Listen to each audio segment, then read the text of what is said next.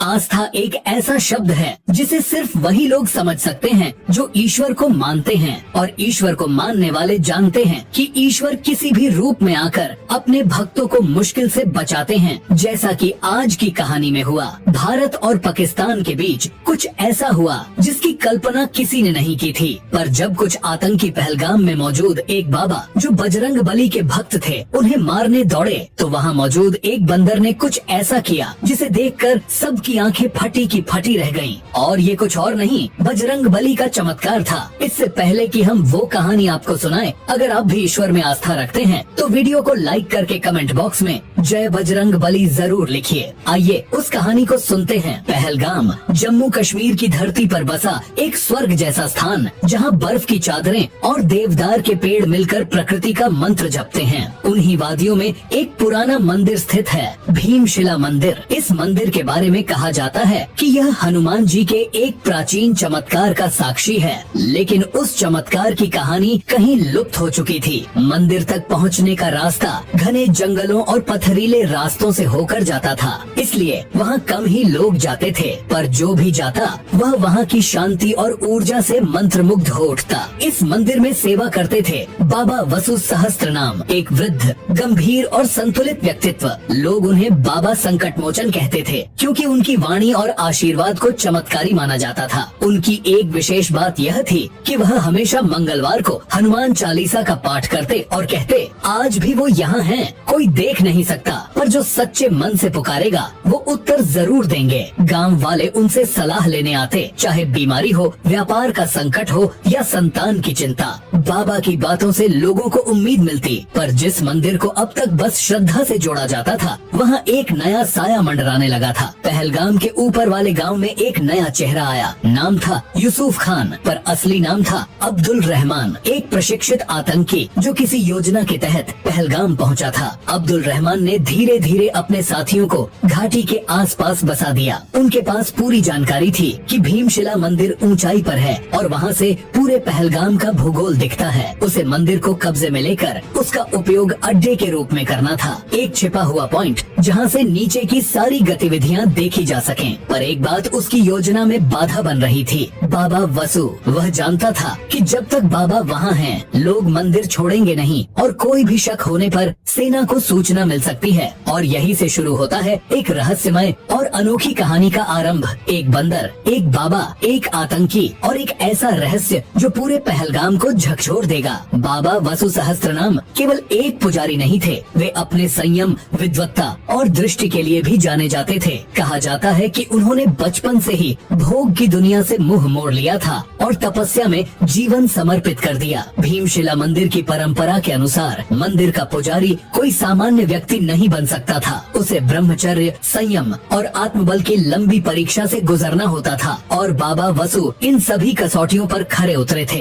लोगों का मानना था कि बाबा जो भी भविष्यवाणी करते वह सच निकलती। एक बार जब पास के गांव में महामारी फैली थी तो बाबा ने 7 दिन का हवन किया और गांव को बचा लिया गया। इसके बाद से लोग उन्हें हनुमान जी का अवतार मानने लगे। अब्दुल रहमान को इन बातों में विश्वास नहीं था। उसके लिए बाबा एक रुकावट थे, एक बुजुर्ग जिसे हटाना जरूरी था ताकि मंदिर की ऊंचाई से पूरे पहलगाम पर नजर रखी जा सके। लेकिन वह ये भी जानता था कि बाबा को मारना आसान नहीं होगा। अब्दुल रहमान के पास एक पूरा नेटवर्क था। उसने अपने कुछ साथियों को भक्तों की शक्ल में मंदिर में भेजना शुरू कर दिया। ये लोग बाबा की हर दिनचर्या पर नजर रखते, कब मंदिर खुलता है, कौन कौन आता है, बाबा किससे ज्यादा बात करते हैं और कब मंदिर सबसे सुनसान होता है। इन सब के बीच बाबा को कुछ असहजता महसूस होने लगी थी। एक दिन उन्होंने अपने शिष्य चंद्रेश को बुलाया और कहा, बेटा, मंदिर में कुछ नया चल रहा है, यहाँ की हवा बदली बदली सी लगती है। चंद्रेश बोला,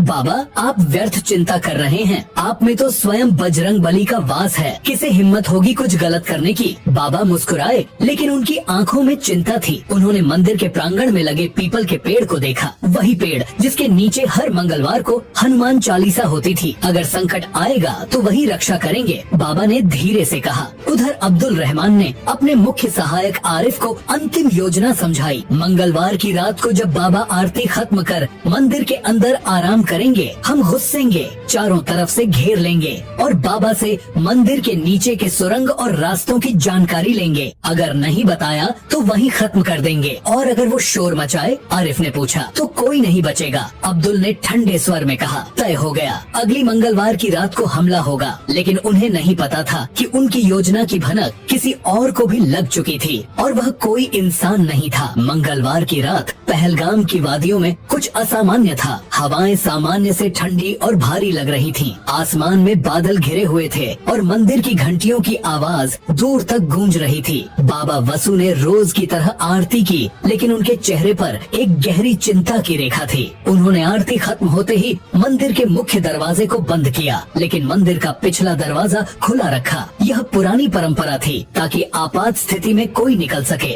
मंदिर के भीतर अब सिर्फ बाबा, शिष्य चंद्रेश और कुछ अनाज से भरे बर्तन थे। हर कोना शांत, लेकिन कहीं न कहीं कुछ घटने की आहट सी लग रही थी। बाबा ने हनुमान चालीसा का अंतिम पाठ किया, दीपक को सामने रखकर ध्यान मग्न हो गए। उसी समय पहलगाम की पहाड़ियों से 5 छाया नीचे की ओर बढ़ रही थीं। अब्दुल रहमान, आरिफ और उनके 3 और साथी वे अलग अलग दिशाओं से मंदिर की ओर बढ़े। हर तरफ से घेराबंदी की योजना थी। उनके पास आधुनिक हथियार थे और चेहरे नकाब से ढके हुए थे। लेकिन उस रात केवल वही 5 नहीं चल रहे थे। जंगल की एक शाखा पर एक जोड़ी आंखें भी सब देख रही थीं। एक बंदर, छोटा, फुर्तीला, पर उसकी आंखों में एक अद्भुत स्थिरता और बुद्धि थी। वह न तो डर रहा था न भाग रहा था, बस हर हरकत को ध्यान से देख रहा था, जैसे उसे पहले से सब मालूम हो। बंदर ने पेड़ की शाखा से छलांग लगाई और मंदिर की पिछली दीवार की ओर बढ़ गया। वह धीरे धीरे मंदिर के एक झरोखे से भीतर झांकने लगा। उधर ठीक आधी रात को आतंकियों ने हमला शुरू कर दिया। मुख्य द्वार की ओर से 2 आतंकी चढ़े, जबकि एक पिछली दीवार के सहारे ऊपर चढ़ गया। बाबा और चंद्रेश ने दरवाजे की आवाज सुनी पर शांति बनाए रखी। बाबा उठे और चुपचाप दीवार पर टंगी लोहे की छड़ी हाथ में ले ली। अब्दुल रहमान दरवाजा खोलते ही बोला,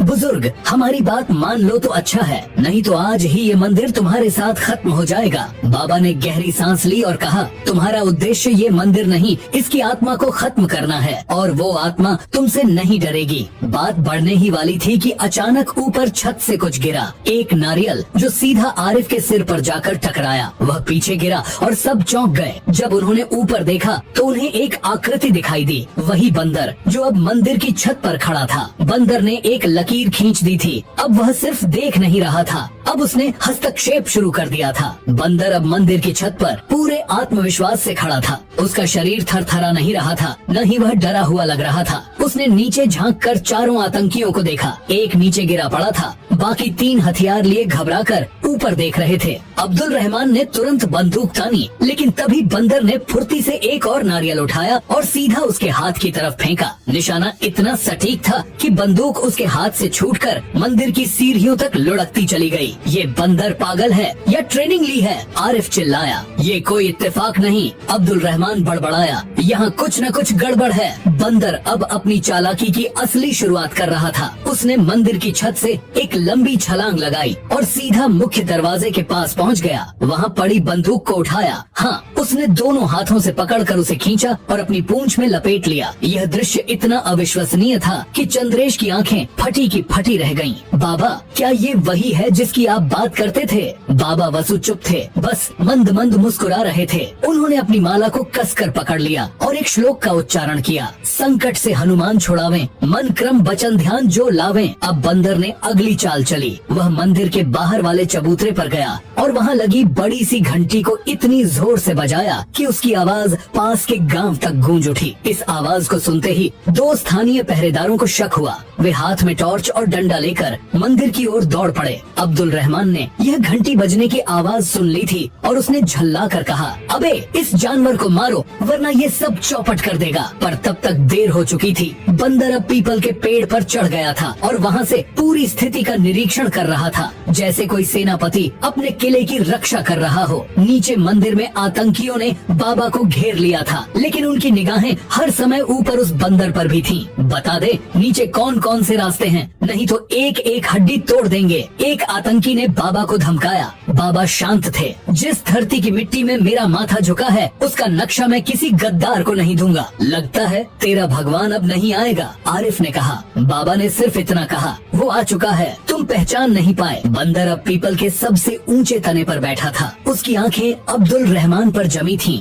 जैसे किसी योद्धा की नजर दुश्मन के सेनापति पर होती है। मंदिर के चारों ओर फैला सन्नाटा अब टूट चुका था। स्थानीय पहरेदारों की आहट अब पास आने लगी थी, लेकिन आतंकियों के पास कुछ ही मिनट बचे थे। अब बंदर ने अपनी दूसरी चाल की तैयारी की। उसने एक झपट्टा मारा और छत से लटकती मंदिर की आरती की घंटी की रस्सी को खींच लिया। घंटी का झटका ऐसा था कि मंदिर की छत पर लगे कुछ डीले पत्थर नीचे गिरने लगे। एक पत्थर सीधा जाकर आरिफ के कंधे पर गिरा। वह दर्द से चिल्ला उठा। बाबा वसु शांत खड़े थे। उन्होंने अपनी माला बंद की और चंद्रेश से फुसफुसा कर कहा, अब तू पीछे की सुरंग खोल दे ताकि गांव वाले अगर आए तो उन्हें मंदिर में घुसने का रास्ता मिले। मैं यहीं रहूंगा। चंद्रेश सक पकाया, लेकिन बाबा ने सिर हिलाकर उसे आश्वस्त किया। उधर अब्दुल रहमान अब झुंझला गया था। इस जानवर को पहले हटाओ, फिर बाबा से पूछेंगे। बंदर ने जैसे उसकी बात सुन ली हो, वह एक लंबी छलांग में मंदिर के शिखर से चबूतरे पर उतर आया और वहाँ पड़े एक पुराने टिन के बर्तन को जोर से घसीटने लगा।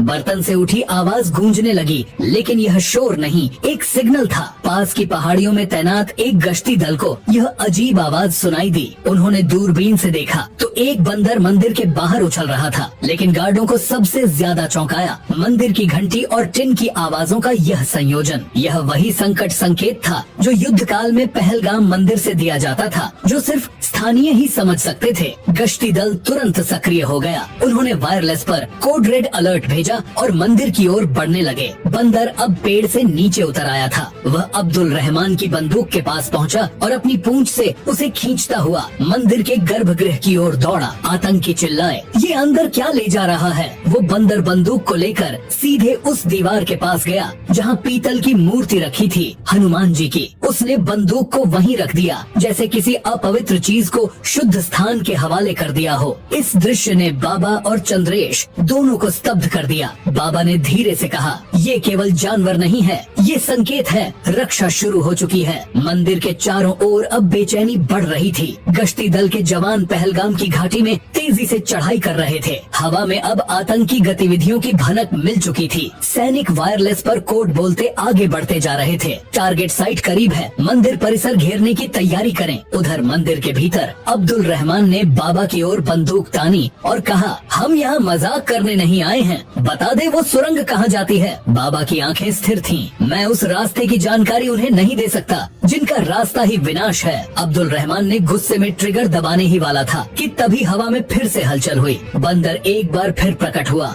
इस बार सीधे एक रस्सी के सहारे लटकता हुआ। उसकी चाल में अब कोई रुकावट नहीं थी। वह सीधे उस स्थान पर पहुंचा जहां आतंकी एक बैग में रखे हुए थे। बंदर ने बैग को पकड़ा, घसीटा और उसे लेकर झट से छत पर चढ़ गया। एक ग्रेनेड उसकी पकड़ में आ गया था। वह उसे लेकर मंदिर के बाहर की दीवार पर उछालने लगा, जैसे कोई बच्चा गेंद से खेल रहा हो। आतंकी डर गए। अगर उसने पिन खींच ली तो वो बंदर है, क्या समझेगा? आरिफ बोला, पर उसकी आवाज में खुद भी डर था। लेकिन बंदर ने जैसे जानबूझकर की पिन खींच दी और अगले ही पल उसे मंदिर से दूर खुले मैदान की ओर फेंक दिया। एक जोरदार धमाका हुआ जिससे पूरा क्षेत्र गूंज उठा। यह धमाका सेना के लिए अंतिम संकेत था। अब कोई संदेह बाकी नहीं था। कमांडो दस्ते ने मंदिर की ओर तेजी से कूच कर दिया। बंदर अब छत से नीचे आया और मंदिर के मुख्य द्वार की ओर खड़ा हो गया, जैसे आने वालों का स्वागत करने के लिए। वह अब हनुमान जी की मूर्ति के सामने खड़ा था और उसकी आंखों में एक चमक थी जो किसी साधारण जानवर की नहीं लगती थी।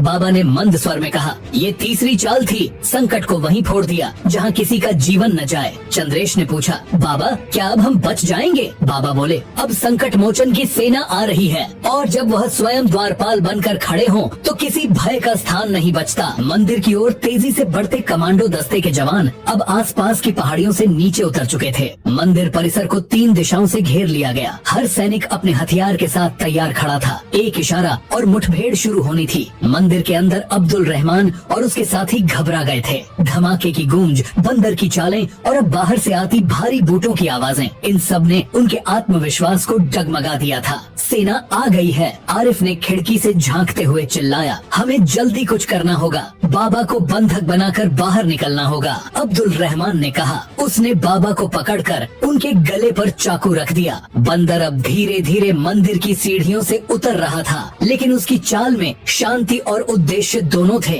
बाबा ने संयम से कहा, तुमने सोचा था कि मंदिर तुम्हारा अड्डा बनेगा, लेकिन यह तो उस शक्ति का स्थान है जो पापियों के अंत के लिए ही अवतरित होती है। चुप, ये प्रवचन बाद में देना, अब्दुल रहमान चिल्लाया। हम निकलेंगे यहाँ से, चाहे कुछ भी हो जाए। बाहर से सेना के कमांडर ने लाउडस्पीकर पर आवाज दी, मंदिर को घेर लिया गया है, हथियार डाल दो और आत्मसमर्पण करो, वरना कार्रवाई शुरू होगी। अब्दुल रहमान ने बाबा को ढाल बनाकर मंदिर से बाहर आने की कोशिश की, लेकिन तभी बंदर बिजली की गति से उछला और उसके चेहरे पर हमला कर दिया। चाकू नीचे गिरा और बाबा तुरंत पीछे हटे। सेना ने यह देखा और एक्शन में आ गई। चारों आतंकियों को घेरकर उन पर गोलीबारी की गई, लेकिन बंदर हर गोली से पहले अपने को दूर कर चुका था, जैसे उसे पहले से सब पता हो। कुछ ही मिनटों में मुठभेड़ खत्म हो गई। 2 आतंकी मारे गए, 2 घायल होकर गिरफ्तार हुए। अब्दुल रहमान खुद को बचा नहीं सका, उसकी अंतिम चीख मंदिर की दीवारों में गूंजती रह गई। बाबा वसु, जो अब तक पूरी घटना को देख रहे थे, हनुमान जी की मूर्ति के आगे झुके और बोले, हे संकट मोचन, आपने फिर से इस मंदिर की रक्षा की, मैं आजीवन इस लीला का प्रसार करूंगा। बंदर अब मंदिर की छत पर जाकर बैठ गया था। उसने एक बार बाबा की ओर देखा, फिर आसमान की ओर नजर उठाई। ऐसा लगा जैसे उसे अब कोई काम बाकी नहीं था। सुबह की पहली किरणें पहलगाम की बर्फीली वादियों पर उतरने लगी थीं। मंदिर के चारों ओर सेना के जवानों की चौकसी अब भी जारी थी, लेकिन माहौल में राहत की झलक थी। बाबा वसु चबूतरे पर बैठे ध्यान मग्न मुद्रा में शांत थे। बंदर अब मंदिर की छत से उतरकर धीरे धीरे बाबा के पास आया। वहाँ मौजूद सभी लोगों ने उसकी तरफ देखा। अब वह एक वीर की तरह प्रतीत हो रहा था, जिसने न सिर्फ मंदिर बल्कि सैकड़ों जिंदगियों को बचाया था। बाबा वसु ने उसकी ओर देखा और अपने दोनों हाथ जोड़कर कहा, तुम कौन हो यह अब बताने की जरूरत नहीं, लेकिन जो तुमने किया वह युगों तक याद रखा जाएगा। बंदर कुछ पल वहीं बैठा रहा, फिर मंदिर की घंटी के पास गया। उसने रस्सी खींची और घंटी को धीरे से बजाया, मानो किसी अंतिम आशीर्वाद की गूंज छोड़ रहा हो। इसके बाद वह मंदिर की सीढ़ियों से उतरा और जंगल की ओर चल पड़ा। लोगों की आंखों से आंसू बहने लगे। भीड़ में से एक बच्चा बोल उठा, बंदर अंकल फिर आएंगे ना? बाबा ने बच्चे को गोद में लिया और कहा,